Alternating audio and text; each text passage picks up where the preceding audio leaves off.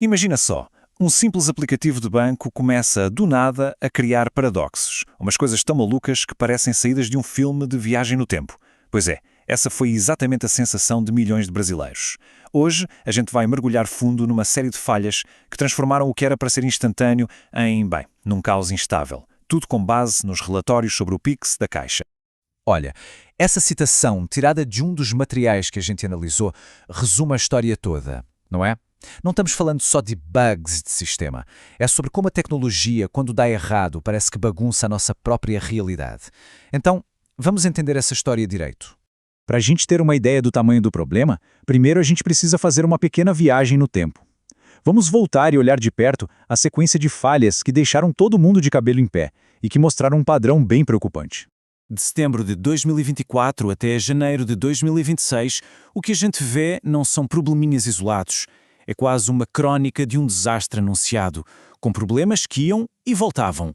Começou com um Pix que parava de manhã, passou por apagões completos, cada novo episódio só aumentava a crise de confiança. E o auge do caos?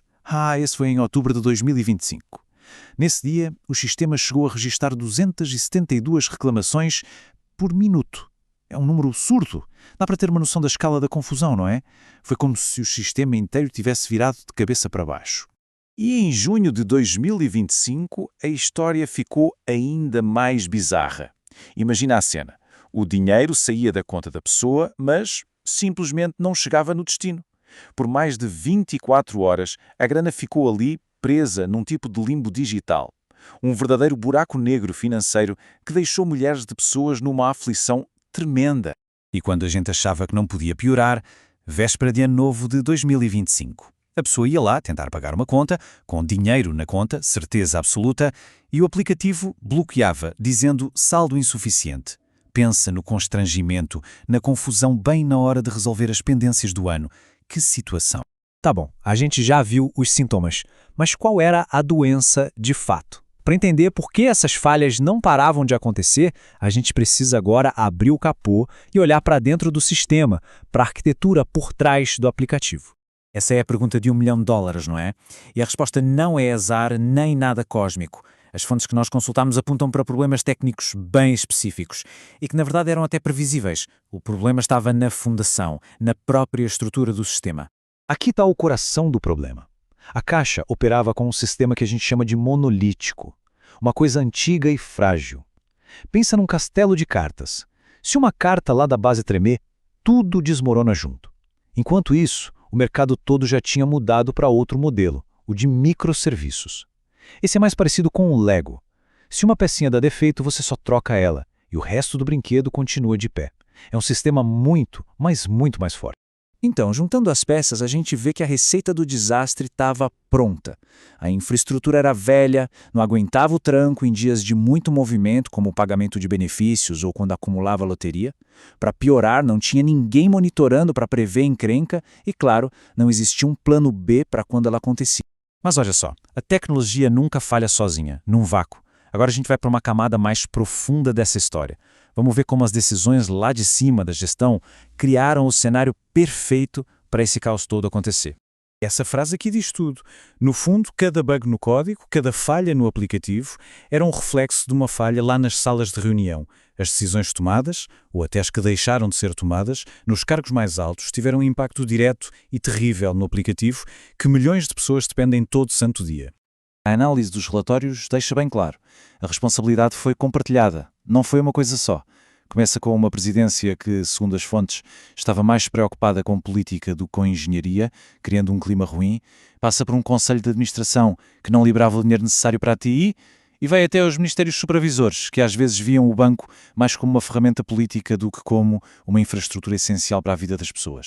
Ok, já entendemos o diagnóstico, o tamanho do problema. Agora, a pergunta é, como é que se conserta essa máquina do tempo quebrada? A boa notícia é que as fontes que analisamos não só apontam os erros, elas também propõem um plano bem claro, quase um manual de instruções para arrumar a casa. E a receita é bem lógica, bem direta. Primeiro passo, regenerar a tecnologia. Trocar aquele castelo de cartas pelos blocos de Lego. Segundo, construir redundância, ou seja, ter um step para o sistema. Se um lado falhar, o outro entra em ação na hora, automaticamente. Terceiro passo, monitorar de forma inteligente, usando tecnologia para farejar o problema antes que ele exploda. E por último, algo que parece básico, mas é fundamental: comunicação clara. Deu problema, avisa. Explica o que está acontecendo em tempo real. E para mostrar como uma abordagem moderna funciona, os relatórios citam esse conceito com um nome bem legal: engenharia do caos. Parece loucura, mas é o seguinte: em vez de esperar as coisas quebrarem, as equipas tentam quebrar o sistema de propósito, num ambiente controlado, claro. É para achar os pontos fracos e consertar antes que eles afetem os usuários. É como fazer uma simulação de incêndio para garantir que as saídas de emergência funcionem. Mas no fim das contas, essa análise toda vai muito além de um aplicativo com bugs. A gente falou de tecnologia, de gestão, mas agora vamos conectar todos esses pontos ao impacto humano, para entender de vez porque a estabilidade de um sistema bancário é muito, muito mais do que só conveniência. O ponto crucial é este: para milhões e milhões de brasileiros, o aplicativo da Caixa não é só um ícone na tela do celular. Ele é a ponte para o salário no fim do mês, é o benefício social que bota comida na mesa, é o dinheiro das vendas da pequena empresa, é a dignidade de poder pagar as contas.